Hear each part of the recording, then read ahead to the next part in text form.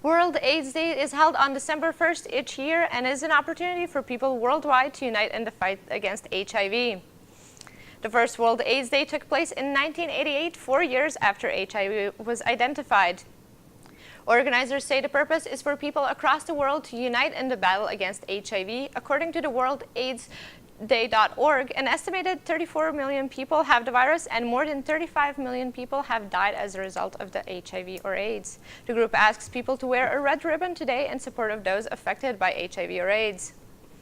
Joining me now is Tami Haught, a leading organizer and champion of anti-criminalization efforts for people with HIV, and organizer of the world's first HIV is Not a Crime conference. Thank you for joining us, Tami. So first, can you share with us a little bit of your personal story with HIV? Yes. I have been living with HIV for 22 years. I was diagnosed August 23rd, 1993. It was the day before my 25th birthday.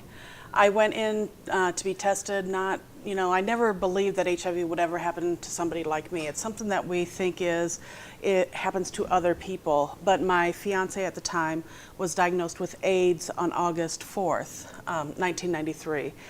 We had plans to get married on November 27th of that year, and on August 4th the doctor told us that we should cancel our wedding plans, that he wouldn't live long enough. Luckily he did, and we were able to get married. However, he did pass away October 12th, 1996, which was 2 months and 9 days before our son was born. So my son is now 18 years old.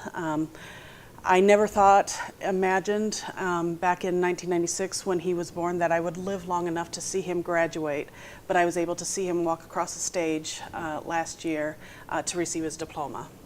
And can you tell us how your life, and in particular your health routine, has changed since you were diagnosed? Well, yeah, it's pretty much changed everything. And for the first 10 years, back in 1993, we didn't have all of the medication options that we do today. So at that time, I think I describe it as I was living to die, especially after Adrian was born. My whole goal was, how could I, give him as much love as I can to let him know that he was always loved by his mother, figuring that when he was in junior high, I would probably pass away. So, but it was about probably 12 years now. It was actually a dental hygienist who said, you're going to regret it in 10 years for not flossing daily when you start losing your teeth. And that's when I started to, everything started to click in place that we are living longer. We have more drug options. So I had to figure out what I was going to do the rest of my life, which is not a question I had to answer before. And since there appears to be a lot of confusion between what is HIV and what is AIDS, can you clarify that a little bit?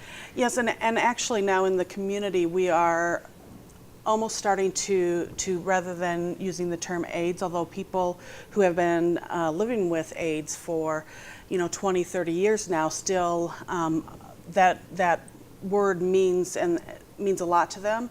But we're going to classify HIV in stages now, sort of like cancer. One, we're hoping that will help reduce the stigma associated with being HIV positive. But it's usually you get an AIDS diagnosis if you've been very sick, if your CD4 count drops below 200, and you have at least one opportunistic infection. Okay. Well, thank you very much for joining us today, Tami.